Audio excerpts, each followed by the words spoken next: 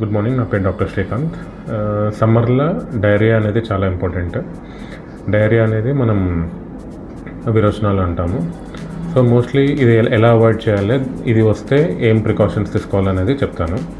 So mostly diarrhoea అనేది 4 సార్ల కన్నా ఎక్కువ విరోచనాలు అవుతే దాన్ని డైరియా అంటారు.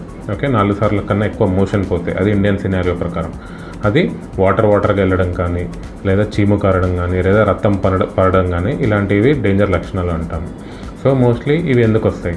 అవుట్ సైడ్ ఫుడ్ తినడం కానీ, మాంస పదార్థాలు తినడం కానీ, ఫుడ్ ఫ్రిడ్జ్లో స్టోర్ చేసుకొని దాన్ని రీహీట్ చేయడం కానీ, ఇలాంటి చేయడం వల్ల ఖచ్చితంగా డైరియా అని వస్తాయి.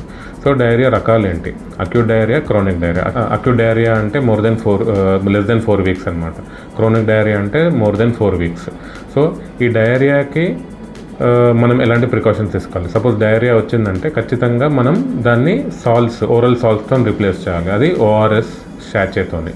సో ఒకసారి మనం డైరియా వెళ్తున్నామంటే ఖచ్చితంగా at least 1 to 2 litres of water అనేది బయటకు వెళ్తుంది. దాన్ని రీప్లేస్ చేయడానికి మనం ఖచ్చితంగా ORS అనేది తీసుకోవాలి.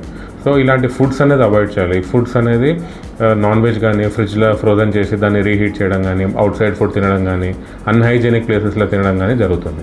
కొన్నిసార్లు కొందరు పేషెంట్స్ అంటారు, సార్ తిన్న ఎమ్మటే నాకు డైరియా అయిందంటే దీన్ని స్టాఫిలోకోకల్ ఇన్ఫెక్షన్ అంటాము. తిన్న ఎమ్మటే 6 అవర్స్లోనే పేషెంట్స్కి డైరియా వస్తుంది. సో వీటి సమ్మర్లో ప్రివెంట్ చేయాలంటే హైడ్రేషన్ బాగా ఉండాలి. వాటర్ అట్లీస్ట్ 2 to 3 లీటర్స్ తాగాలి. బయట ఫుడ్స్ లైక్ పానీపూరి కానీ, వేరే వాటర్ కంటెంట్ ఫుడ్స్ కానీ తీసుకోకూడదు.